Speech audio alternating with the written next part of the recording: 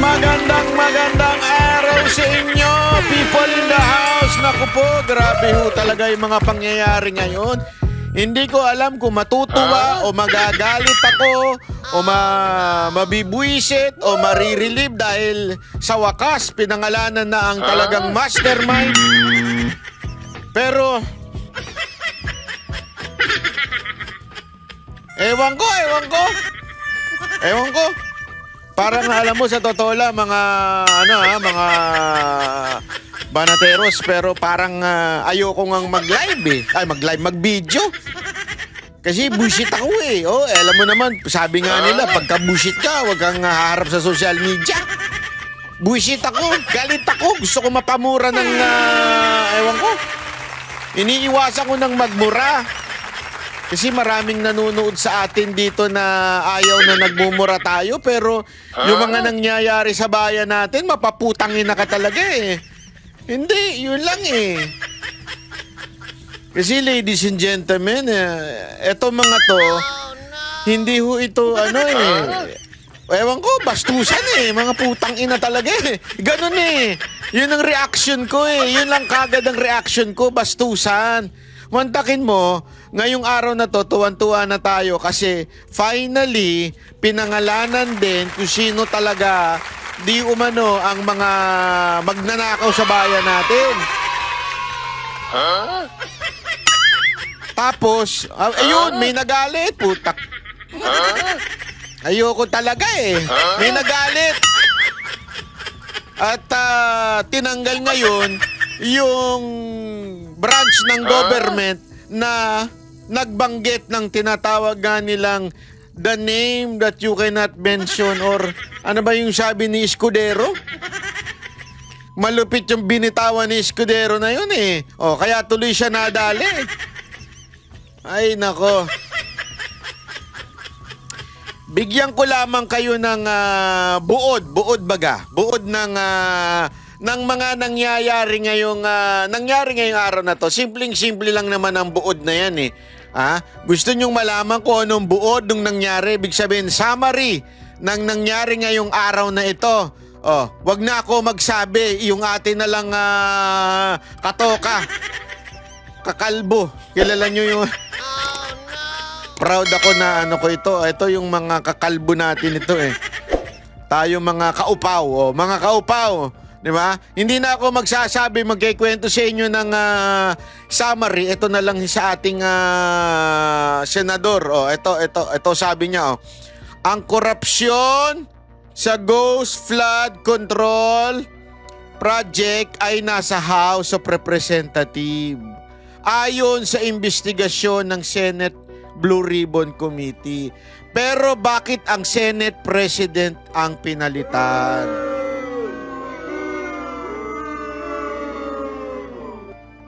Alam mo, malupit ito. Alam mo dati, di ba, merong, naalala nyo sabi ni VP Sara Duterte, yung peking Panginoon. Naalala nyo nun? Tinawag niyang peking Panginoon yung pangalan ni Romualdez.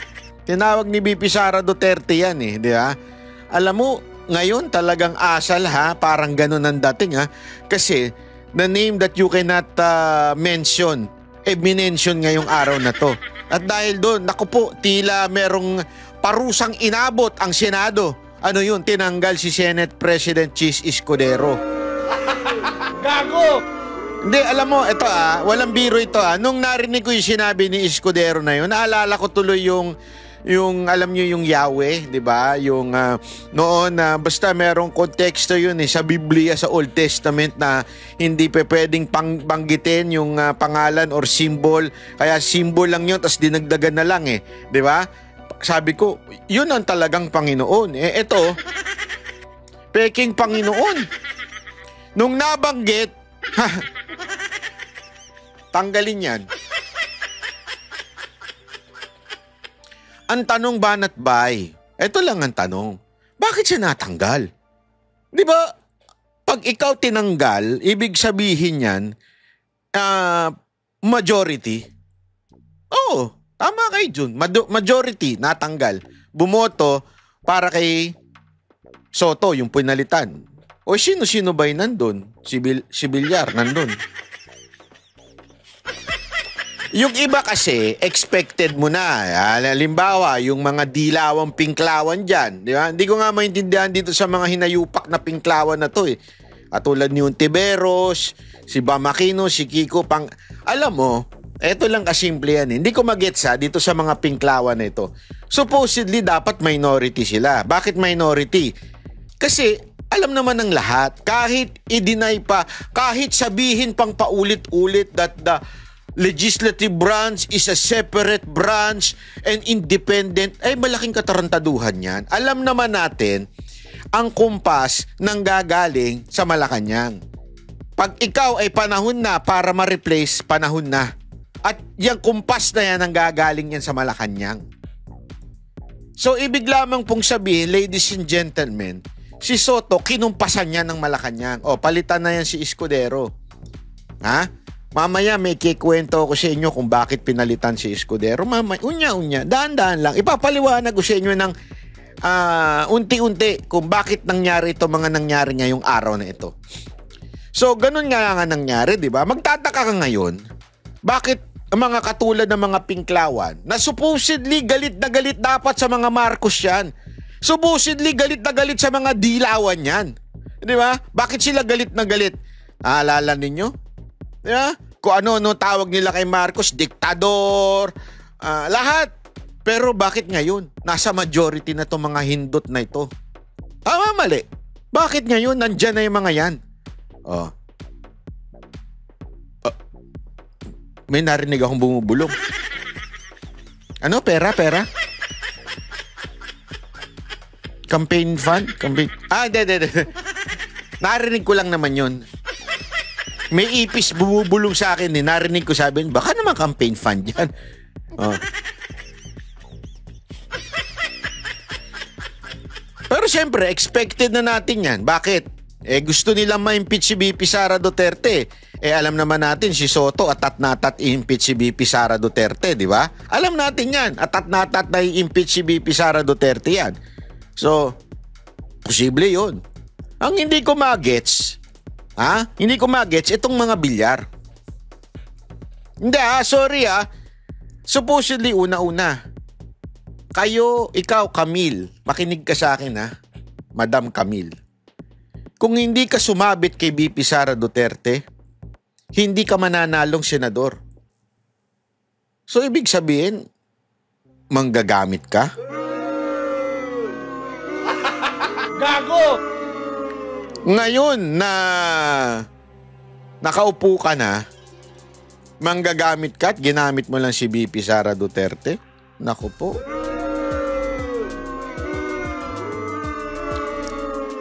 Mark Villar! Naku, ikaw pa naman, naku. Mark Villar, ikaw pa naman ay naging sekretary ni Pangulong Duterte. O baka naman, baka lang dahil nasasabit ang DPWH.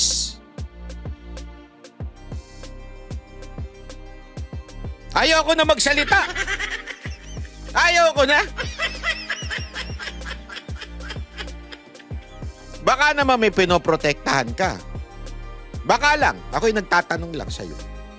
Baka naman natatakot ka. Di ba?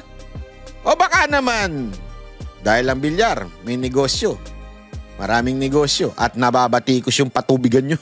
Di ba? Alam naman natin yung patubigan ninyong palpak. Hindi kaya yan ang dahilan kung bakit you have to follow the president? Gago! Maraming na-frustrate sa mga Villar. Sa totoo lang, among all the others na ibinoto si Soto, sa Villar talaga na-frustrate. Kasi yung iba expected mo naman na yan. Yung mga Tulpo, si Rapi, si Erwin.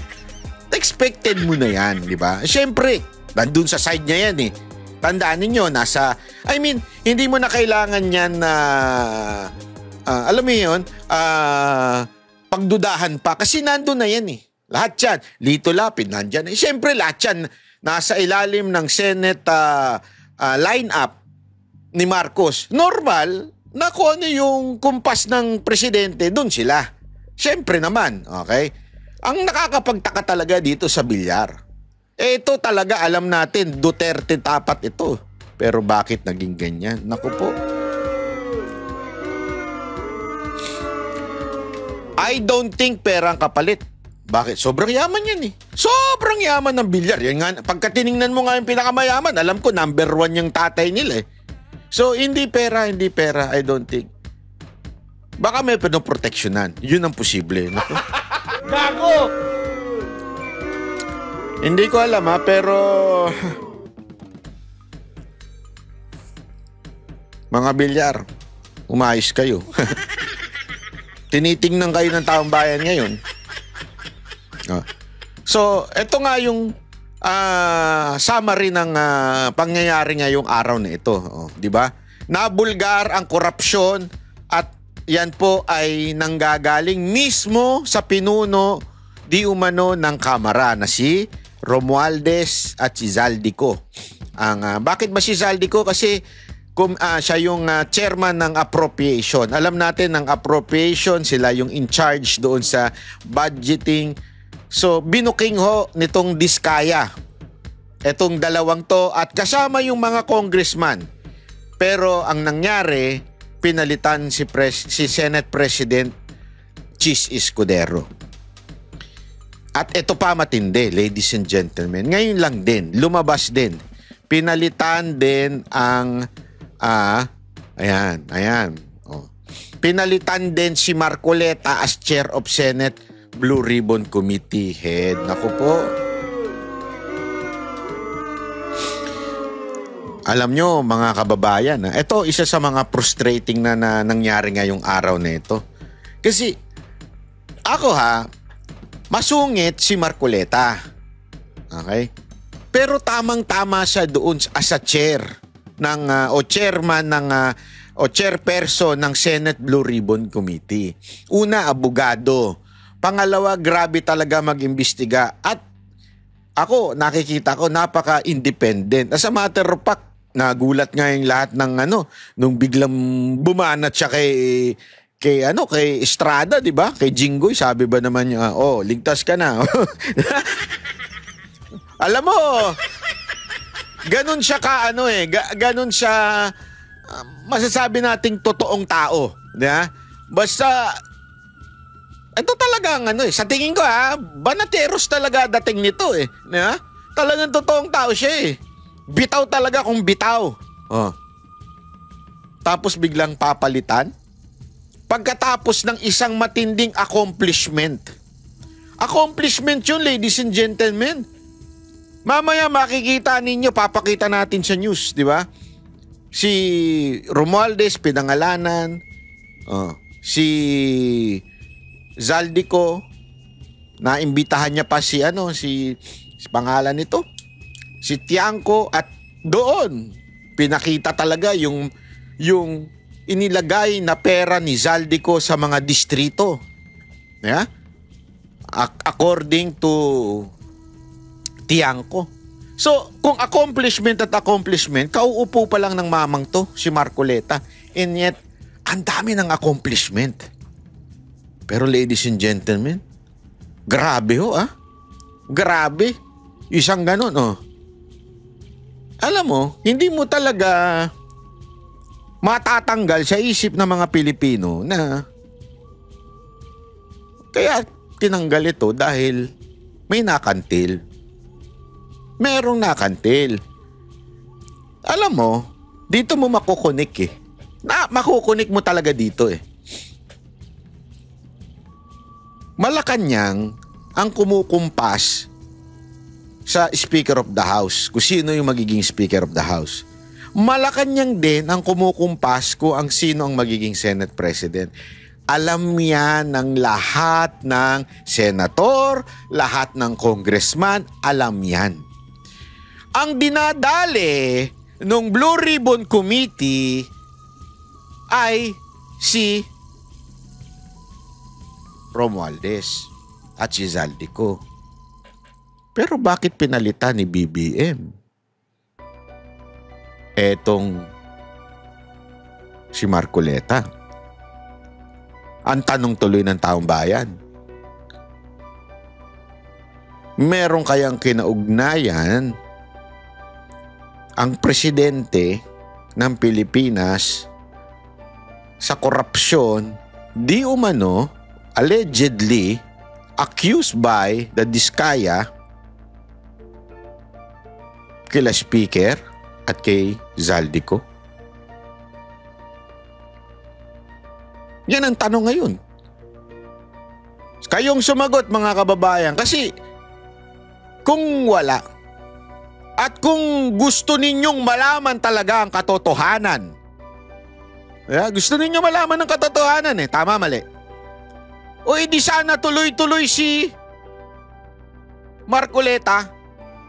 Ay, sandali, Banat Bay, putang ina mo Banat Bay, mali naman yung opinion mo Wait a minute, chotomate ha. Sasabihin nila, kasi na-involve si Escudero doon sa campaign na merong nag-donate na contractor. Okay, given, sabihin na natin. Let's assume it is true, although it is not. Yung naikwento ko na sa inyo kung anong tamang usapin tungkol dito. Pero assuming tama yung isiniisip ninyo. Halimbawa lang. Pero bakit tatanggalin mo si Marcoleta na wala namang kinalaman doon sa tinatawag ninyong quote-unquote iskandalo ng Senate President? So if you are the President of this country and you are seeing, eto lumalabas na yung mga katotohanan, eto na yung mga dapat nating marinig, nakikita mo na tumatakbo na maganda. Diba? Kung ako yung presidente, sasabihin ko, sasabihin ko kay Soto, sige, Soto, since nababahiran ang leadership ng Senate, you replace Escudero. But, hayaan mo si Marcoletang tumuloy-tuloy para ma-discover pa natin talaga kung sino ang totoong mastermind nitong iskandalo ng flood control o ghost projects na ito. Tama, mali? Kung interesado ka talaga malaman kung sino yung mastermind. Pero kung takot ka na malaman kung sino talaga ang mastermind, kung ako yung presidente at takot akong malaman kung sino yung mastermind, ay unang-unang tatanggalin ko si Marcoleta. Bakit? Kita nyo nangyayari. Nabubuking yung pinsang ko. Tama, mali? Allegedly lang assuming na totoo. Papakita ko sa inyo Kasi yan po ang ginagamit ngayon ng kampo ng mga Marcos. Kesyo, kaya daw pinalitan ay dahil sa eto daw si Escudero ay nasasangkot sa mga issue. Ako, ladies and gentlemen, sa tingin ko, ginamit lang yan. That's the truth. Hindi, wala akong biro.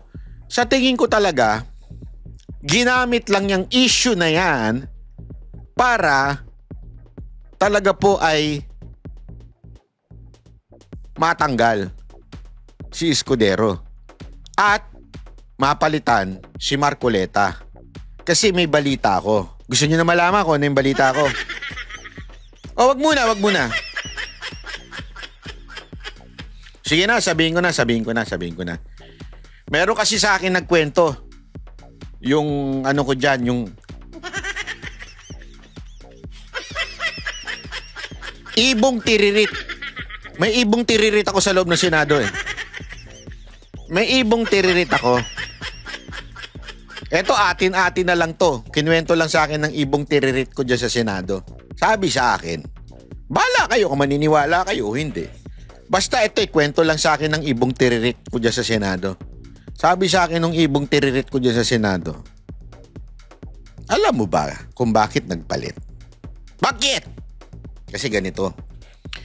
Sinabihan daw, di umano, allegedly, si Chis Escudero at sinabing patigilin si Marcoleta at palitan. Or more or less, ikabig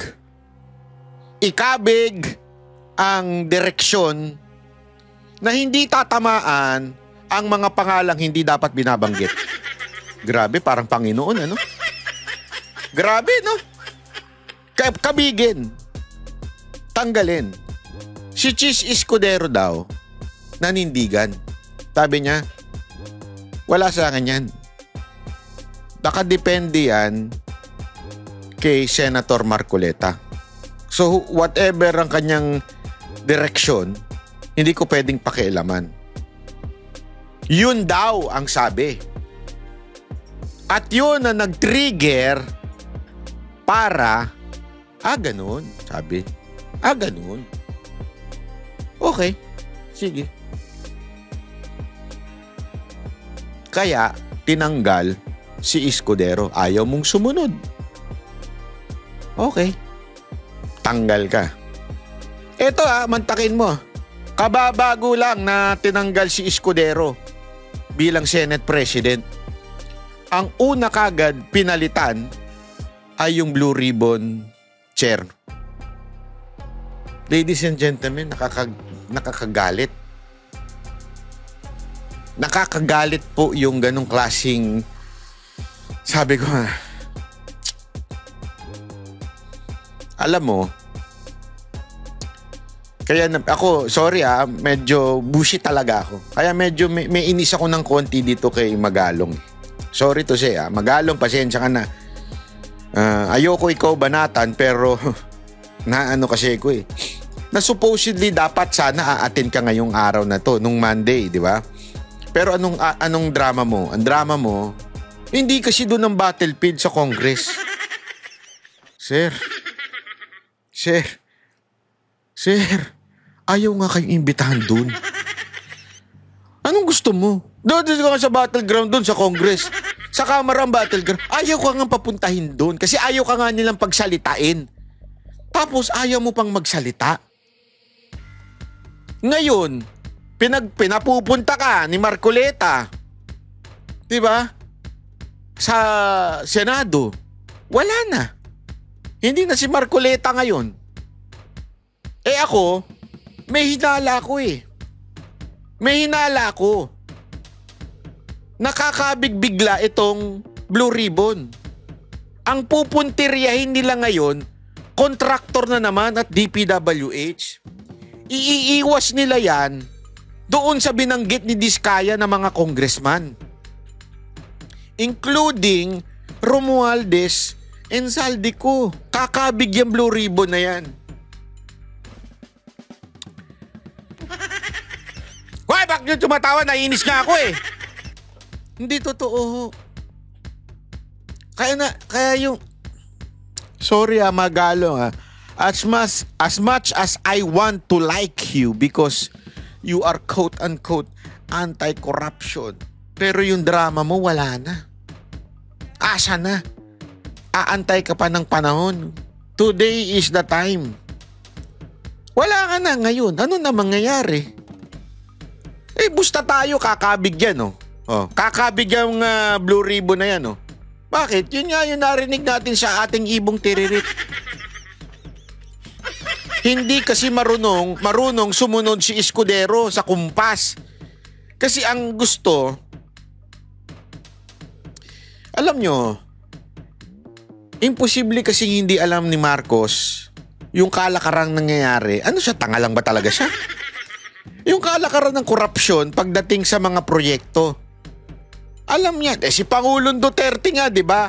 Naglalabasan yung video niya na sana kung magkaroon ng, napanood ko yung video niya, yung the big one, yung earthquake daw. Sana dito na magsimula. Ito ang sentro dito sa Kamara.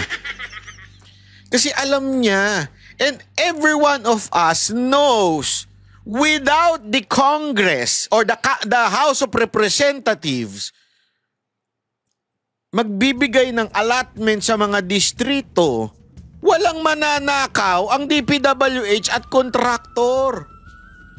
Ano yun, Mr. Marcos? Tatanga-tanga ka na lang ba talaga? Imposibleng hindi mo alam niya. Alam mo yan. Alam na alam mo yan. Kasi naging congressman ka din. Naging senador ka. So alam mo yung ganyang kalakaran. I'm not saying you're part of that kalakaran, pero you know that.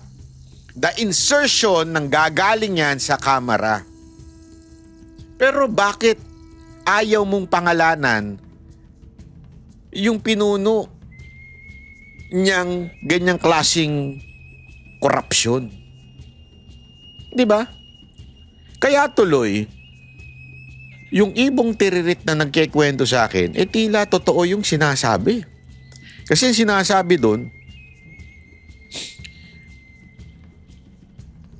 hanggang ano lang kayo, hanggang DPWH, at saka kontraktor lang kayo. Yun lang ang tirahin ninyo. Kaya lang naging iba ang direksyon ni Marcoleta. Biglang, kasi I don't think, kasi remember bumitaw si Marcoleta. Ano sinabi niya? May isang araw bumitaw siya, sabi niya kung magsasalita at something like this, hindi exact words itong mga kontraktor at may babanggiting mga pangalan na talagang part nitong korupsyon na ito, ay maaari silang ipasok sa bilang state witness o di kaya puprotektahan sila ng Senado. Doon marami nang napraning doon. Kilala nyo naman si Marcoleta, matapang Marami nang napraning doon, and lo and behold, mantakin mo, pagkatapos, banggitin ng diskaya itong dalawang pangalan na ito, biglang sibak si Escudero. Kaya nga yung sinasabi nilang justification nila, di ba? Sabihin na natin, gina-justify nila yun because of that Senate involved sa ganito, sa ganyan, di ba? Yan ang ano nila, yan ang kwento nila, di ba? Justified. Pero bakit pati si Marcoleta? Hindi, yun lang ang tanong ko Bakit pati si Marcoleta nadamay? Yan ang tanungin natin. At ako, eto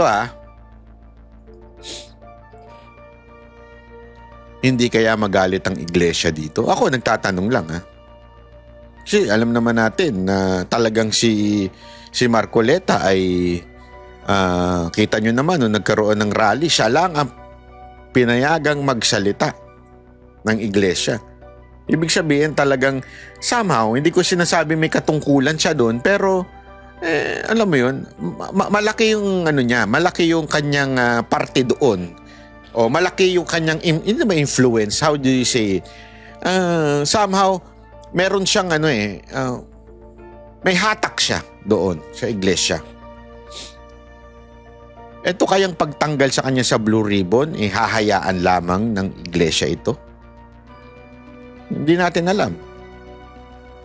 Kasi even if ganito ang nangyayari, kasi remember, nanindigan sila doon sa impeachment. Di ba? Ayaw nila ng impeachment. Tapos itong isa sa kanilang in-endorse na si Camille,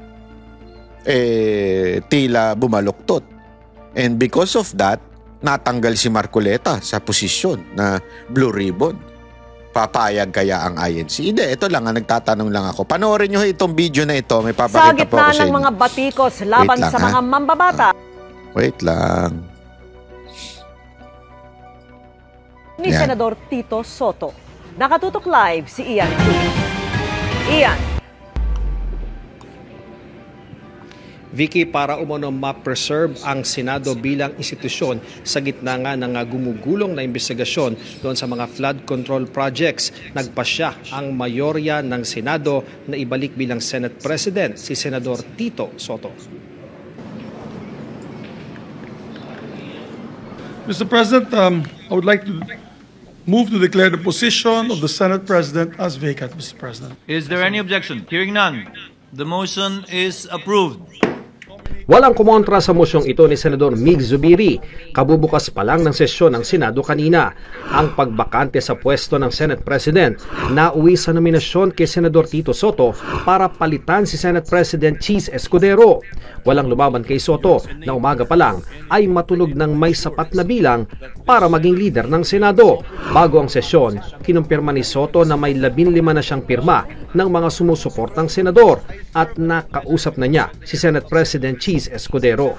Ayon sa isang source, kabilang sa kanila sina Senador Ping Lacson, Risa Ontiveros, Bam Aquino, Loren Legarda, Kiko Pangilinan, Mark at Camille Villar, Pia Cayetano. Ayan, isa-isa natin ha.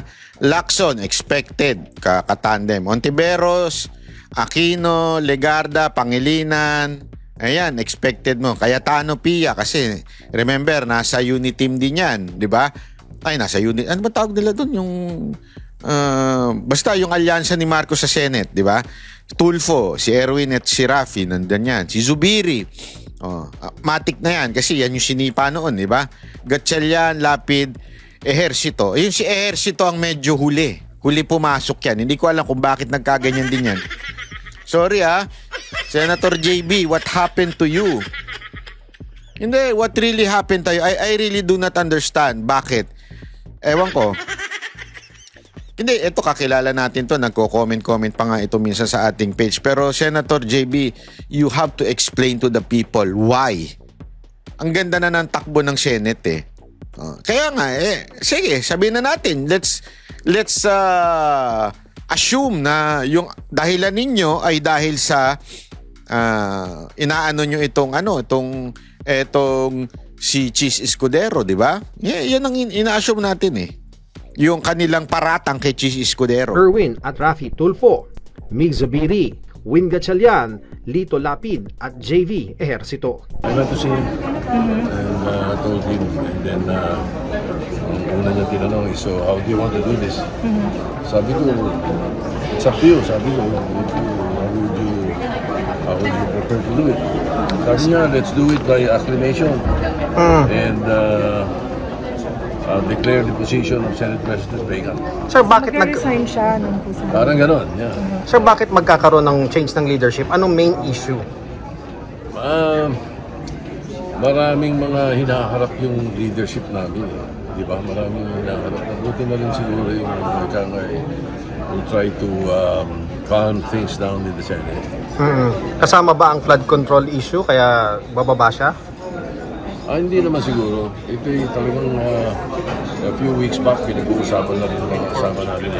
Nasa Senado rin ang ilang anak ni Soto para samahan siya ng manumpa bilang Senate President. We're praying for the betterment Ang bilis nila, no? of our country. Sa kanyang talumpati matapos mailuklok na Senate President, nagpasalamat si Soto sa mga kasama. Tiniyak niyang magiging cooperative ang Senado pero independyente sa gitna ng mga hinaharap nilang hamon. Our people are enraged of corruption. Corruption that is now seen, heard, and felt by the Filipinos more than ever. The failed flood... Kaya nga Senator Soto ang binanggit na nga malinaw na binanggit na ng Diskaya. Ito yung kausap namin. Ito yung mga congressman.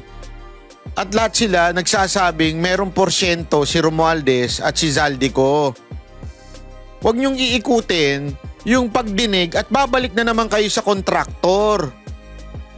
Yun ang mahirap alam mo, this is frustrating Baka mamaya, ako ayoko naman nusgahan kagad pero ang sakit kasi panuorin na ayan na nilalabas na nila yung katotohanan.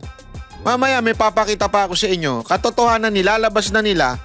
Tapos biglang sasabihin, palitan yung Senate President, palitan din yung si Marcoleta. Sa akin kasi sana, kung hindi nyo pinalitan si Marcoleta, pwede pa sana nating intindihin Pero bakit pati si Marcoleta pinalitan nyo?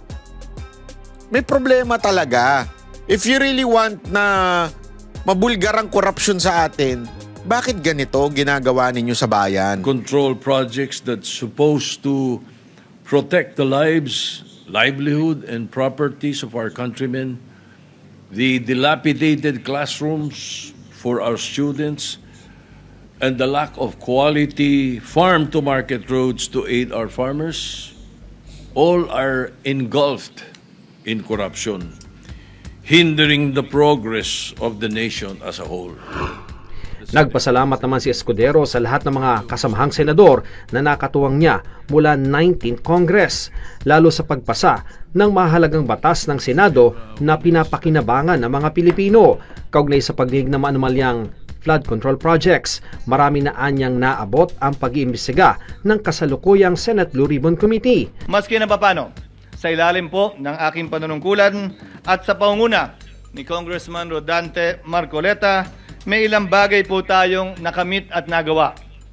Nakapagsalita na ng bombo kaninang umaga si Congressman Toby Chanco at nabanggit lahat ng nais niyang sabihin hindi nasabi sa kabilang kamera. Nasabi na rin po, Ginoong Pangulo, ang the name that cannot be mentioned, ang pangalan ni Speaker. The name that cannot be mentioned.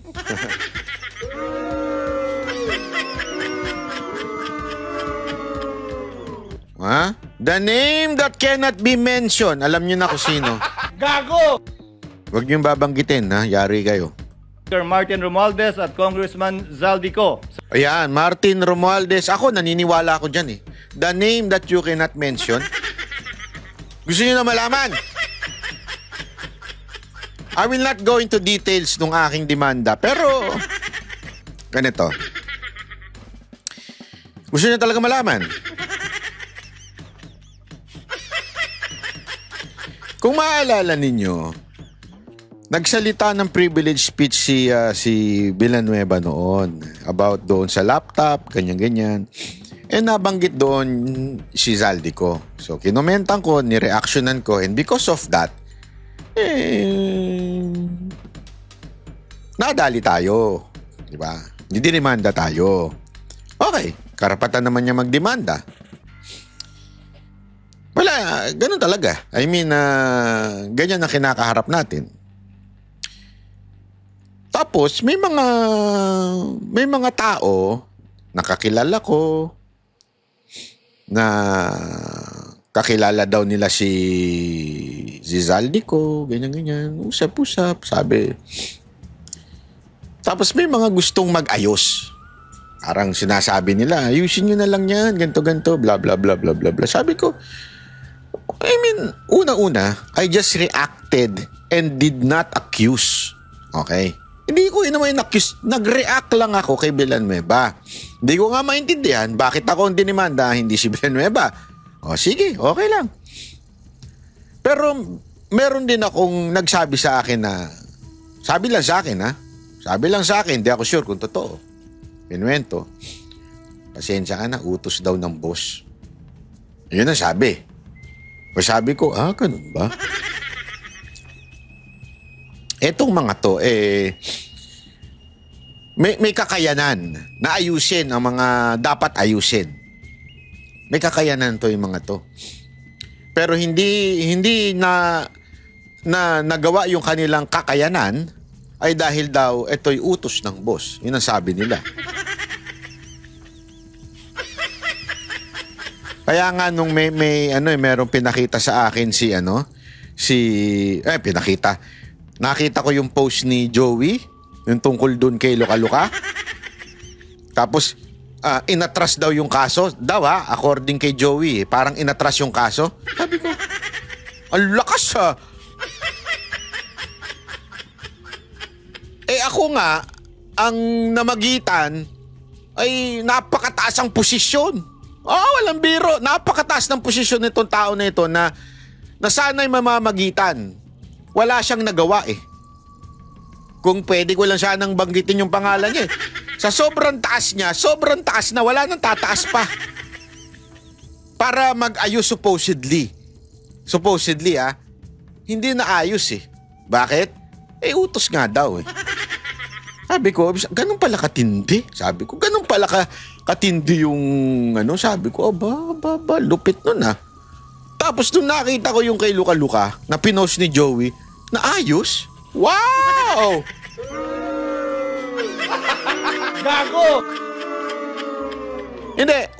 Hindi ko minamaliit yung yung parang sa akin, sinasabi nga dito, the name that you cannot mention.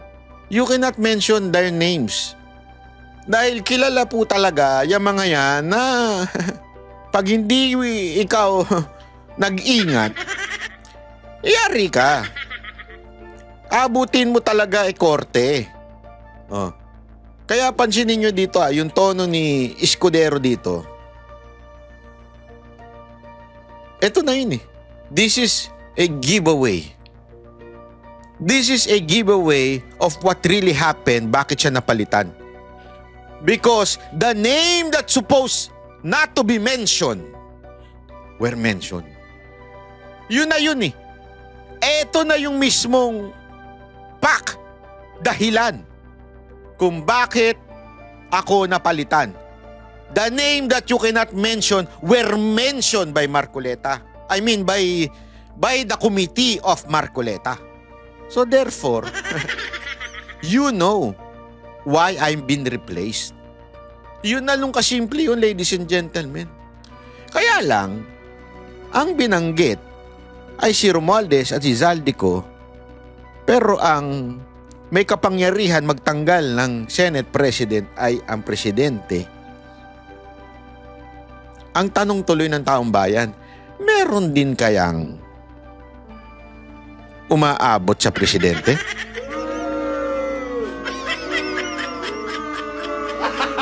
Gago! Hindi, kasi isipin mo ang binanggit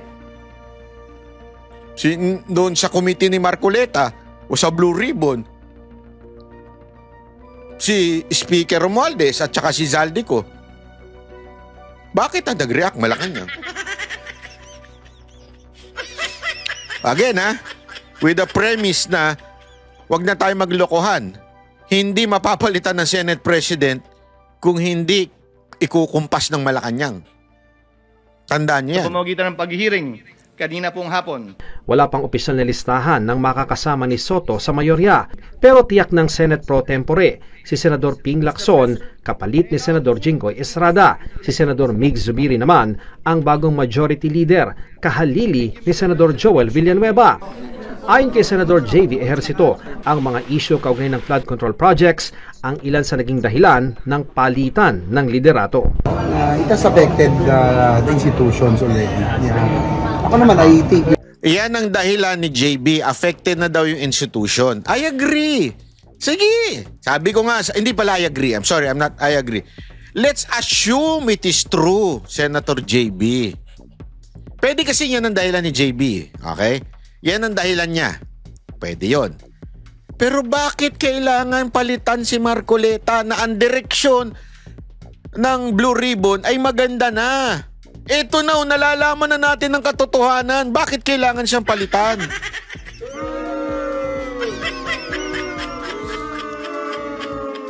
By the way, maraming salamat kay Sir Jack. Kilala niyo si Sir Jack? Yung versus everybody? Bad ding kasi may mga may mga hindi naman bad. Yung sabi nga nila sa likod ko dito gooding. Pero may mga badding. Maraming salamat Sir Jack sa t-shirt na ito. Ang ganda-ganda ng t-shirt mo. Talaga nga naman. Commercial pa yun. Mga issues kay Sen Cheese, kay Sen Joel. It's part of the demolition job. But it's already affecting the Senate and we have to save that institution. Vicky, sa ambush interview matapos ngayong sesyon dito sa Senado ay sinabi nga ni Senate President Tito Soto na magkokoko sila para pag-usapan yung mga susunod na hakbang ng Senado at kung sino ba yung mga mamumuno sa mga komite dito sa Senado. Pagdating naman doon sa mga miyembro ng Duterte Bloc kung sasama sa mayorya, wala naman daw itong problema kay SP Soto. Hindi pa masabi sa ngayon ni Soto kung sino yung magiging minority leader dahil una na nagpasabi sa kanya si dating Senate President Chis Escudero na hindi nito nais na maging minority leader ng Senado at doon naman sa na-archive. Dapat talaga yung Duterte Bloc ang maging minority. Sa akin panindigan nyo na mga sir, mga ma'am. Eto, may papakita lang ako sa inyo, ha? Tingnan ninyo ang tono ng Malacanang. Okay? Para malaman ninyo, sandali, bakit ganito ang tono ninyo? Kayo nga yung mahilig mag-akusa ng walang ebidensya. Again, etong ginawa nila Diskaya ay personal na naranasan. At may tawag dito, witness ka mismo doon sa quote-unquote crime. That mere witnessing is an evidence. Anong sinasabi niyong walang ebidensya? Ayaw lang naman ng Pangulo kung mag-name drop ng walang ebidensya, pero kung malaki po talaga at mapapatunayan na mga tetestigo kaugnay dito sa mga di umanong kaugnayan ng ibang mga politiko, yan naman po ay tatanggapin ng Pangulo para isama sa ebidensya kung ano man at sino man ang dapat masampahan ng kaso. Ayan, para sa kaalaman mo, ha, Attorney Claire, Yusek Claire Castro, if you are really a lawyer, you should know that evidence in Philippine court consists of 1. Object evidence, tangible things presented in court that can be inspected by the judge. Tangible. Okay? Hindi tangable. Tangible. Documentary evidence, yung mga resibo, writings, recordings, contract, yan mga yan. Number 3, testimonial evidence. Meaning, ikaw mismo naka-witness. Yun, pumapasok si Diskaya. Sila mismo. Kami mismo yung nagbigay ng pera. Diba? Oh. And other things such as electronic evidence o yung mga digital files. Pero napaka-ano na ho niyan. Kaya hindi ko magets bakit ang tono ng nito ni Claire Castro ay evidence. Para tuloy talagang tila iniiwas ninyo sa inyo. Tama kaya yung aking ibong tiririt?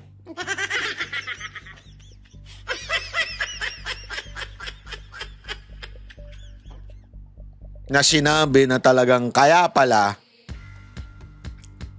sinipa si Escudero ay para patigilin at baguhin ang direksyon ng Blue Ribbon Committee? Gago! Hindi, titignan natin. Kaya nga, alam mo, hindi ako magsasalita ng tapos. Pero, mga kababayan, bantayan natin ito. Delicate so ito. Bantayan talaga natin kasi, naku po, pambihirang buhay oo. Obvious na obvious eh. Di ba? May papakita ako sa inyong video. Ito, tignan ninyo ha. Tignan ninyo ito. Paano? Grabe yung ginawa nila dito. Sabi ko, ganito pala itong mga manggagamit na to. Nakakasama ng loob. Mabuti pa. Tawag dito, mas mabuti pa na, pangalanan ko na lang sila. Dahil una, ginamit nila kami pero sa panahon ng kami naman ang nangailangan, talaga namang pinabayaan po talaga nila kami o hindi sila. Yan. Alam mo, ito yung sinasabi natin kasi tinatanong ng iba, bakit nagsalita na itong mga Diskaya na ito? Kasi sabi nila na freeze na daw yung mga accounts and everything. Tapos parang pinabayaan, iniwan sila sa ere. Di ba yung kinikwento ko sa inyo isang araw? Masabi ko nga sa inyo, parang ang dating, nagkabukingan na, ito na yung Ghost Project, di ba? Yung flood control project, nagkabukingan na, kailangan na tayong magturok sino.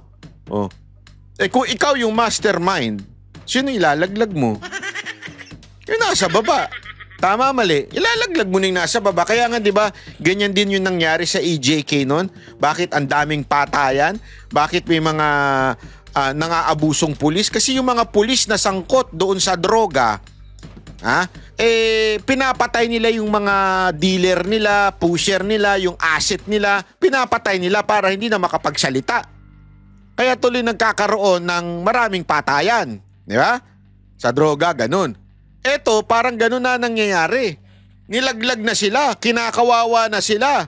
So, it's about time. Sandali, bakit kami lang? Hindi, I mean, so, hanapin mo, kasi in everything, in every crime, in every circumstances, hahanapin mo yung motibo.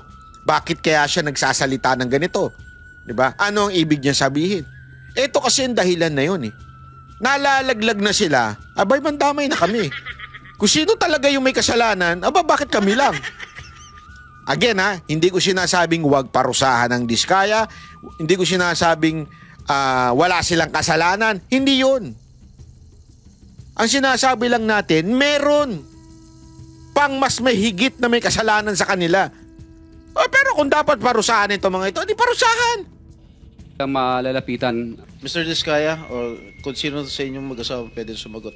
Itong bang mga binanggit nyo mga taga DPWH na tumanggap ng 25%, marami ba kayo dito mga hiningan ng tulong? Hindi nyo ba napansin? Kasi, narinig ko ito. Kanino ko ba ito narinig? Kay Magalong ko narinig to.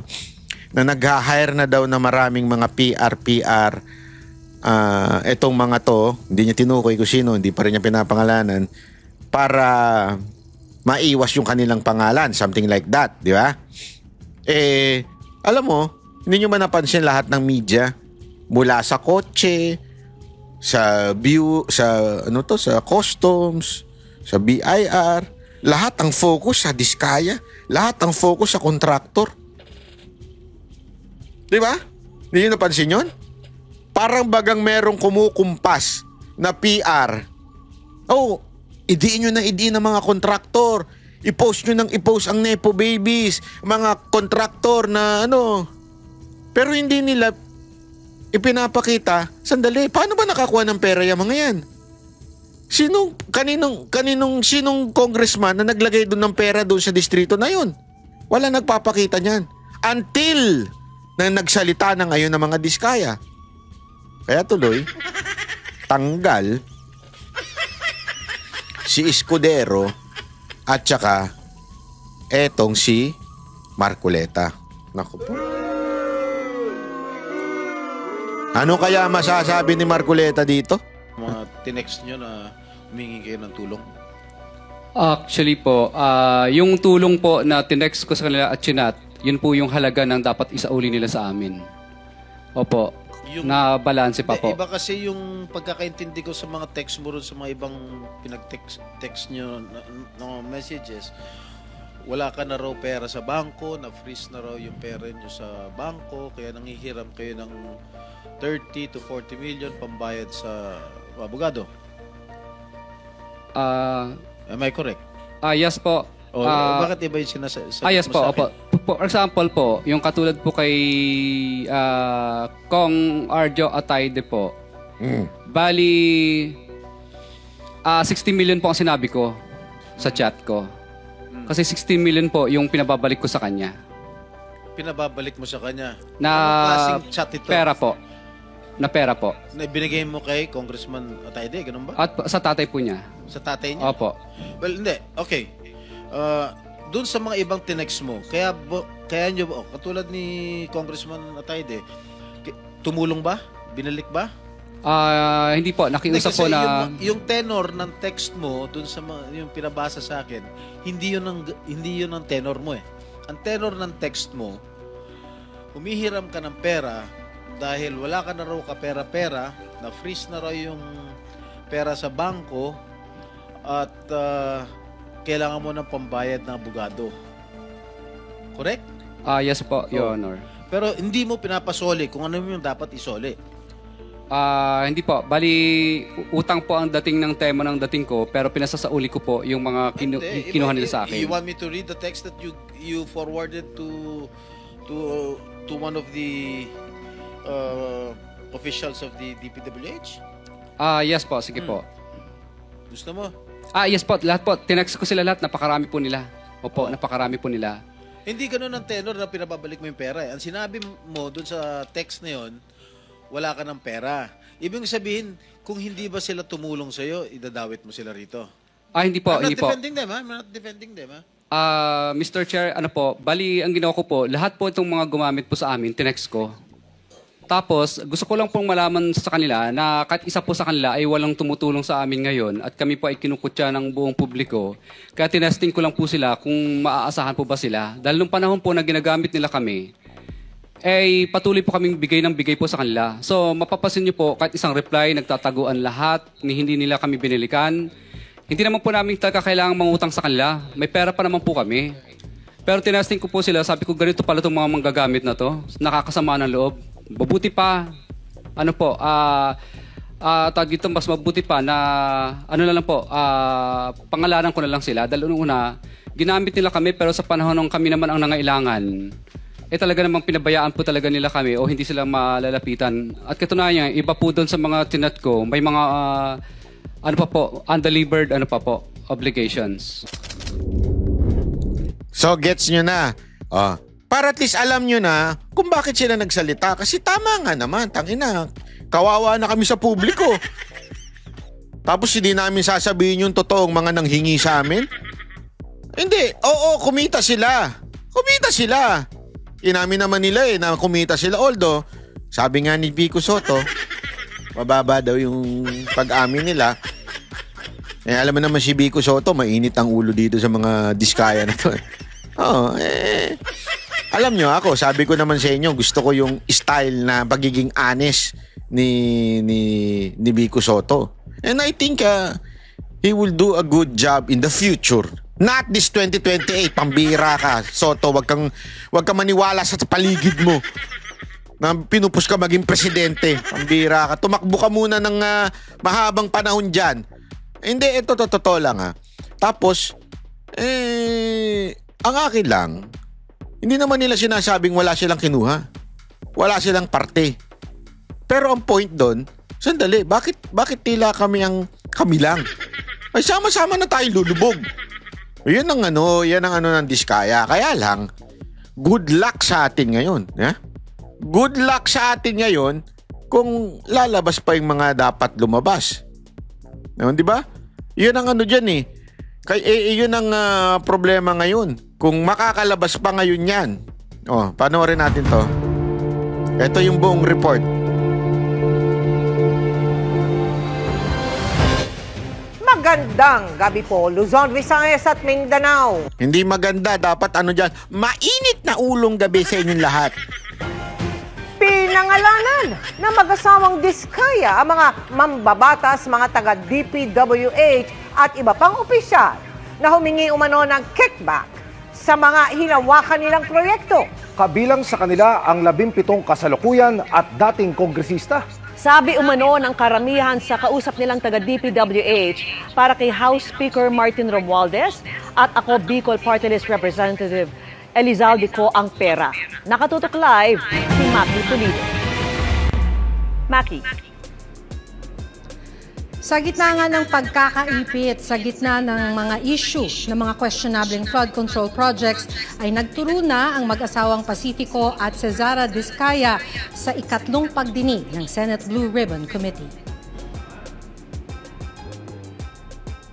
Sa sinumpaan salaysay na isinumite nila sa Senate Blue Ribbon Committee, pinangalanan ng mag-asawang Pacifico at Cesara Diskaya ang 17 dati at kasalukuyang congressman, isang regional director ng DPWH, 5 district engineer ng DPWH, isang undersecretary ng DPWH, dating undersecretary sa ilalim ng Office of the President at isang direktor ng Unified Project Management Office. Ilan-an nila sa mga ito ay personal umano nilang inabutan ng pera para hindi maipit ang kanilang mga kontrata sa gobyerno. Ayon sa mga diskaya, 10 to 25% ng halaga ng kontrata ang hinihingi ng cash at walang resibong pinipirmahan. Matapos naming manalo sa mga bidding, may mga opisyal mula sa DPWS ang lumalapit sa amin para humingi at kumuha ng bahagi niya sa halaga ng proyekto. Ito ay binibigay namin sa kanila ng cash. Ang bawat transaksyon ay may karampatang voucher at ledger na nagsasaad ng mga araw at kung kailan nila ito natanggap. Meron din nilang kickback na inaabot nila sa Chief of Staff o staff ng politiko. Meron ding binabanggit lang nila ng mga nanghihinging taga-DPWH. Lumapit sa akin ang DPWH Project Engineer na si Angelita Garucha para kolektahin ang parte ni Kong Roman Romulo sa flood control projects noong 2022. Pagdating ng 2025, si District Engineer Aristotle Ramos ang sumunod na nagpakilala na bagman ni Kong Roman Romulo kung saan 30% ang kanyang hiningi ay para kay Kong Roman Romulo. Sinabi niya na walang magagawa dito dahil pondo ito galing sa unprogrammed funds at insertion galing sa taas. Karamihan umano ng kausap nilang taga-DPWH ay sinasabing ang pera ay para kay House Speaker Martin Romualdez at ako, Bicol Party List Representative Elizalde Co, ang dating chair ng House Committee on Appropriations. Maging si dating Congressman Rillo, ilang beses umanong binanggit kay Diskaya na malapit niyang kaibigan si Speaker Romualdez at inaprubahan umano ng Speaker ang mga fund request niya. Sa tuwing umiinom kami sa Wine Story, sa BGC, at sa Shangri-La Mall. Madalas pa naman ako dyan. May pera pala dyan. Hindi, biro lang. Hindi pa ako nagpupunta dyan. Nasabi pa ni Kong Rillo na lahat ng kanyang request para sa pondo ay galing pa mismo sa unprogrammed funds at insertion na inaaprubahan ni Speaker. Ang tao ni Marvin Rillo na si Bogs Magalong ang pumupunta sa amin para kunin ang pera sa aming opisina. Binanggit din si Romualdez at ko ni Oswag Party List Representative Jojo Ang. Si Kong Jojo Ang naman lagi ring binabanggit sa lahat ng project sa kanya ay papondo ni Speaker at ni Saldico. Mataas ang hinihingi sa project, dagdag pa niya, hindi naman lahat ng pera ay para sa kanya, kundi para kay Speaker at kay Saldico. Sa computation ni Senate Blue Ribbon Committee Chair Senator Rodante Marcoleta, lumalabas na 25% ng halaga ng proyekto ang para kay House Speaker Romualdez at Congressman Elizalde Co. 5% na parking fee naman ang para sa congressman na nabigyan ng proyekto ang distrito, 6% para sa Bids and Awards Committee, 7% para sa DPWH at tax na 7%. Ang matitira na lang daw para sa proyekto ay nasa 35 to 38%. Kaya kung 100 million pesos ang proyekto halimbawa, nasa 35 to 38 million pesos na lang daw ang panggastos para sa proyekto. Pero giit ni Diskaya kahit kaunti na lang ang natitira para sa proyekto, nagawa pa rin daw nila ito ng maayos. Napilitan umano silang magbigay ng kickback dahil sa sobrang panggigipit ng mga nabanggit na politiko. 12 meters ang kailangan na ibaon mo sa lupa. Ang problema, yung 12 meters, kinatay, ginawang 3 meters. Baka naman ganun ang project mo. Hindi ko po kayang sagutin, Mr. Chair, yung gawa po ng iba. Hindi, ikaw ang tinatanong ko. Na-example ko lang yung Mindoro. Baka ganun ang gagawin mo, may mali talaga. Hindi po, Mr. Chair. Kami na lang po ang nag-a-absorb ng maliit na kita. Ibig po sabihin, Mr. Chair, kaysa wala kaming project, walang trabaho yung mga tauhan at empleyado namin, minabuti lang po namin na kumita na lang ng kahit na barya-barya lang. Kasabwat na ho ninyo yung District Engineer at saka Regional Director. Paano po? Pati yung COA, kasabwat din ho ninyo. Magbubulag-bulagan na lang yung tatlong yun. I don't think 2% lang po ang kinikita nyo dito, 3%. Magpapakandahirap kayo, 2 to 3%. Kakayanin ba ng 2 to 3% yung mga sasakyan na binili nyo na pagkadami-dami po? I mean, that's way, unbelievable po. Your Honor, kaya po. Dahil 20...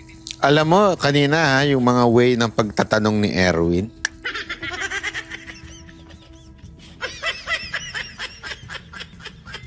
Sorry medyo ako, nahahalata ako. Ewan ko kayo. Yung pagtatanong ni Erwin parang magaling si Erwin. Talagang diin na diin ng kasalanan ng mga kontraktor.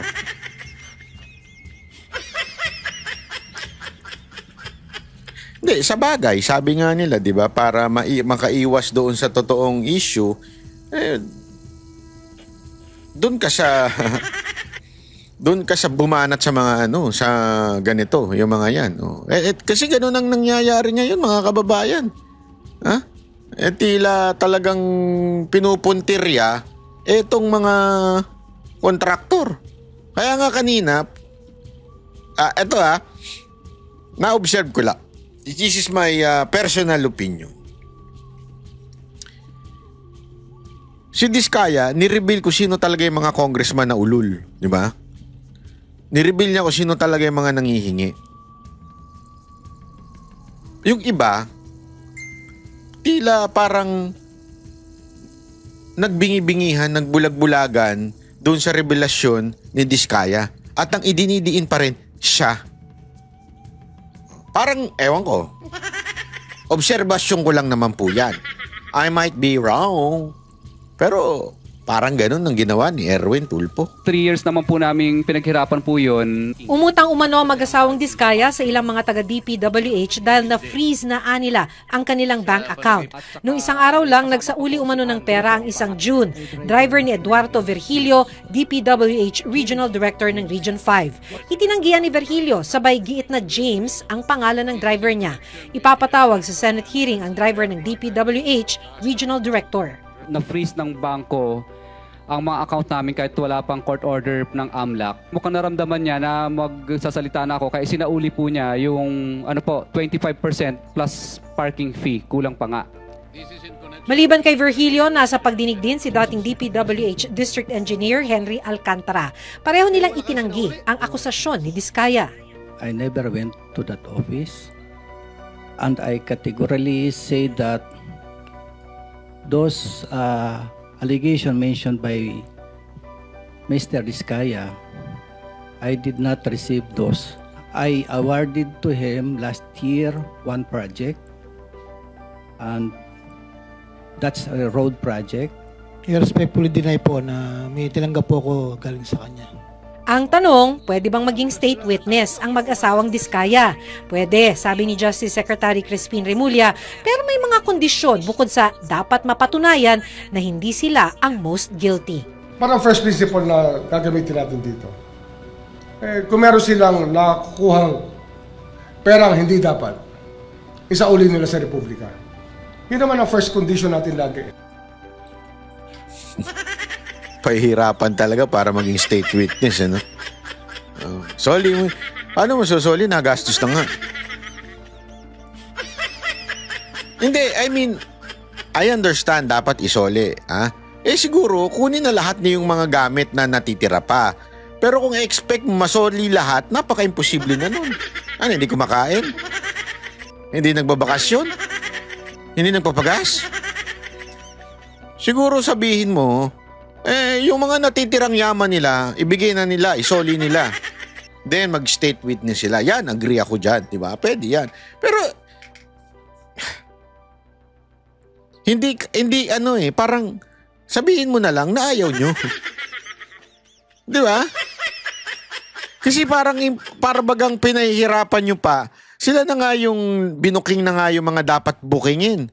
Tapos parang pahihirapan pa talaga sila mag-state witness.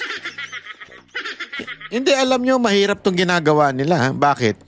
Kaliwat kanan ng libel na kakaharapin ng Diskaya. Kasi kailangan mong patunayan lahat ng sinabi mo. At pag hindi mo napatunayan yan, libelous yan. Di ba? Antindi na nun, mga kababayan. Pambihirang buhay, oo. I mean, that is already hard. Plus, the safety, mahirap na lalo yun. Diba? Sabi nga ni Chis Escudero, you mention the name that should not be mentioned. Napakahirap na hunong ganong klaseng bagay. Talagang dali ka na doon, ladies and gentlemen. Tapos, pahihirapan nyo pa maging state witness. Diba? Parang, di wag na lang. Parang ganun. Alam nyo, ganito na lang. Okay? Ganito na. Tama na. Tama na. Ako na nagsasabi. Tama na. Wag na nating solusyonan tong putang inang korupsyon sa Pilipinas. Wag na. Ayaw nyo naman eh. Wag na lang. Ayaw nyo naman.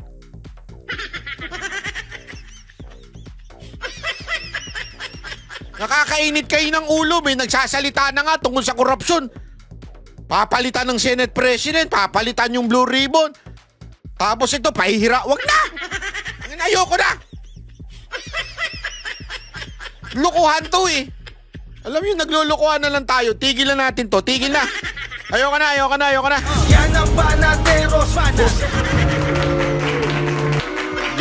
Joke lang po. Kayo naman masyado na maka-excited. Umiinit ang ulo ko. Hindi kasi nakakainit ng ulo eh. Di ba? Nakakainit ng ulo.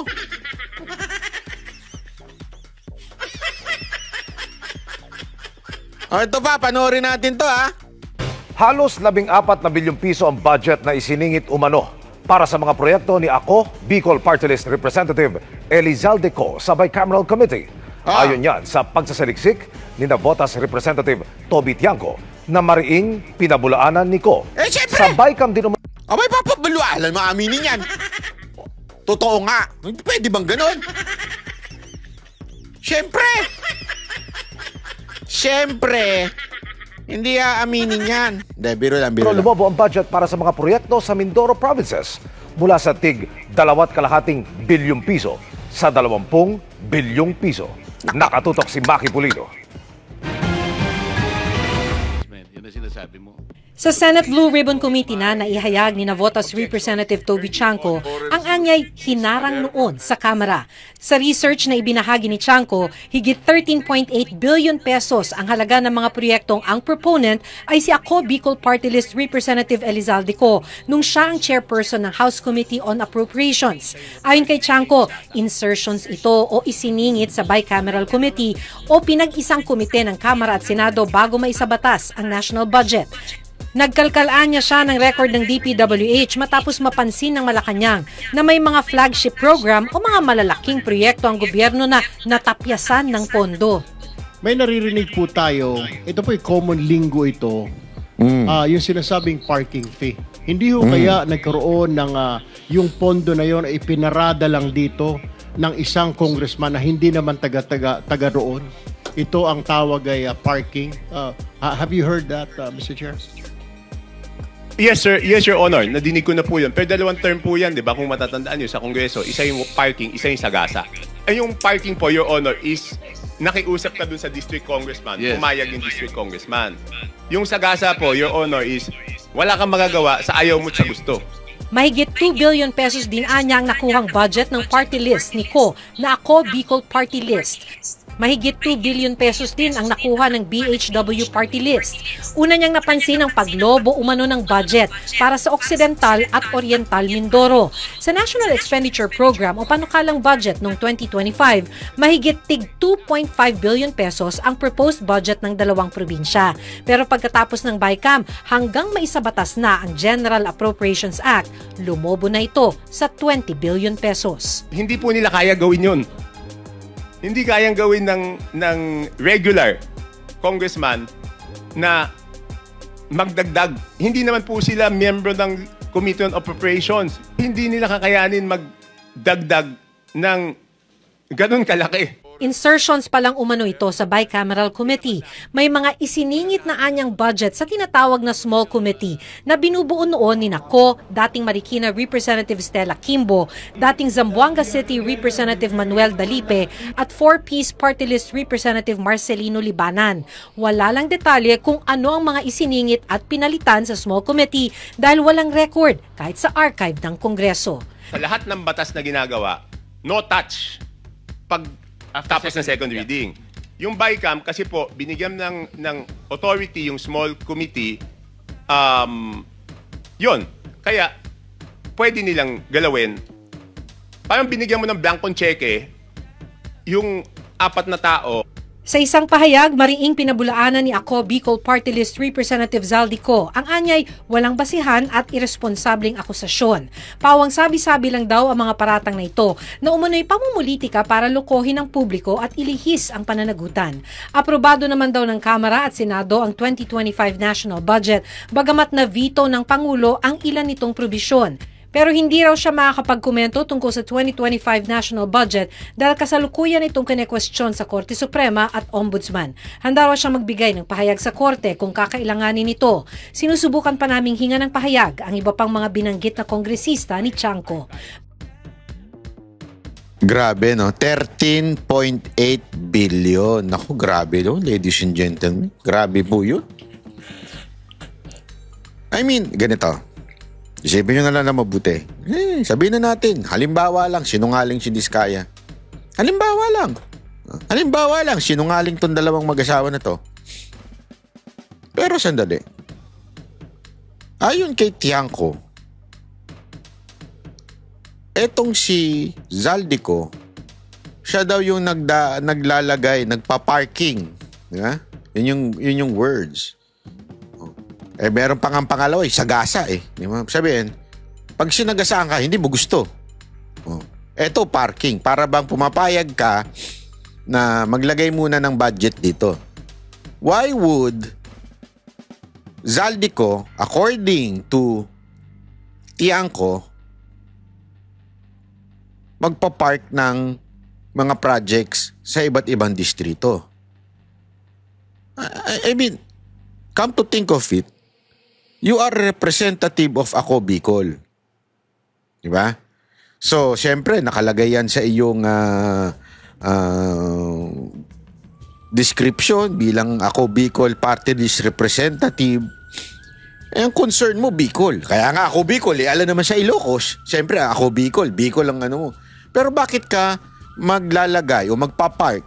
Di umano, yan yung akusasyon ni Tiangco.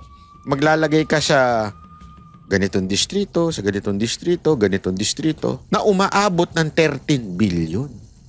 Why would you do that? Di ba? Why would you do that? A simple question. Kung you have no reason. So, what am I saying? Is there a possibility na totoo yung sinasabi ni Diskaya?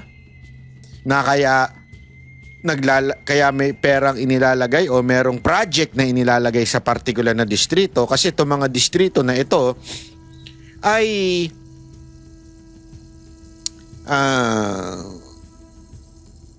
allegedly meron daw ibinibigay yung may porsyento daw si Zaldico at saka si Speaker according to Diskaya. Kaya nga alam mo magandang gawin dyan. Ako naisip ko ito gawin nila dyan. Ano yun? Saan ba yung sinasabi ni Tiangco na pinark yung pera? Ay, pera talaga. Sorry. Not pera. Budget. Sa project. Ito. Aling mga lugar yun?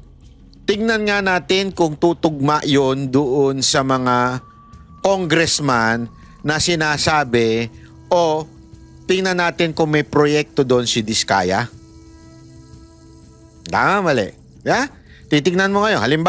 Halimbawa lang, District 2,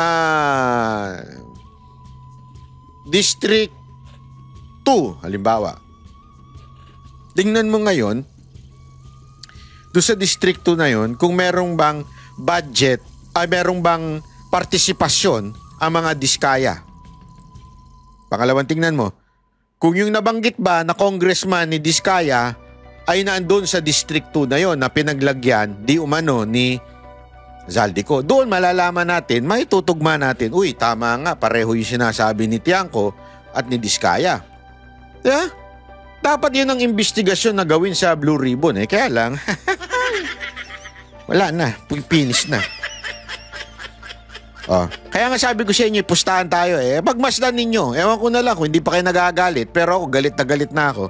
Pagmasdan ninyo kung ano mangyayari sa Blue Ribbon. Sigurado, may iba na tono ng Blue Ribbon. Ang pupuntirya na dyan, DPWH at saka yung contractor.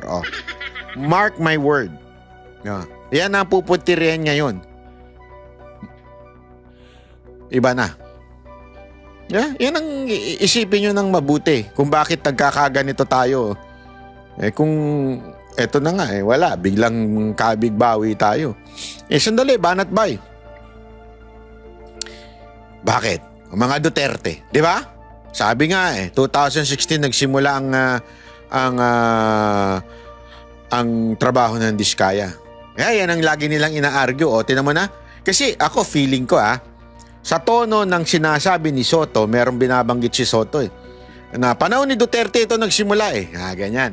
So pupunta na tayo dito kay Duterte. Aside from kakabig ito, mag-U-turn pa ito. Mambira. Gago! Pagmasdan ninyo, kakabig itong Blue Ribbon tapos biglang U-turn yan. Ano U-turn? Si Duterte may kasalanan. Titirahin ng Diskaya, pababagsakin nila ng tapos ituturo nila. Kailan ba kayo nagsimula? 2016. Di ba? Pero wag niyong kakalimutan. Eto. Ang mga Diskaya, itong construction ni Diskaya ay binlacklist nung panahon ni Duterte. 2020, binlacklist ito. Nakabalik na lang po ito nung panahon na ni Marcos. Okay? So ganito yan, para malinaw. Before, I think it was March, kung hindi ako nagkakamali, hindi ko lang nakuha yung eksakto.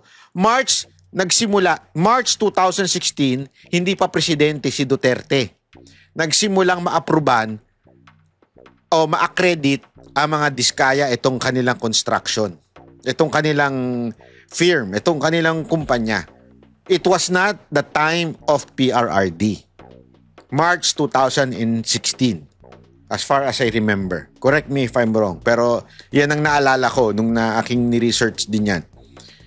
Tapos, napag-alaman na may problema sa mga etong kumpanya na to. Kaya, noong 2020, binlacklist na sila.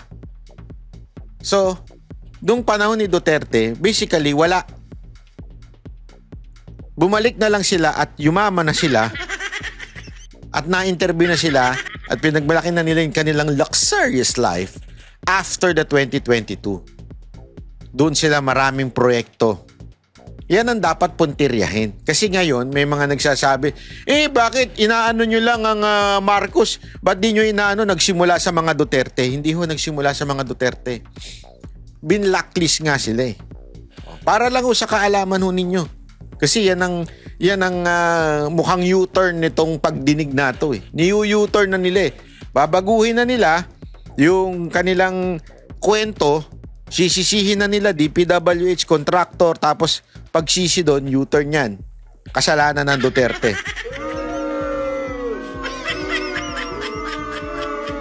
Kaya lang, tayong social media, tayong mga vlogger, magbabantay tayo.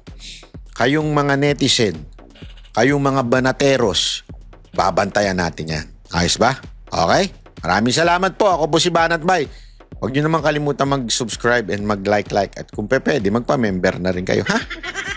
Maraming salamat po. Bantayan natin ito.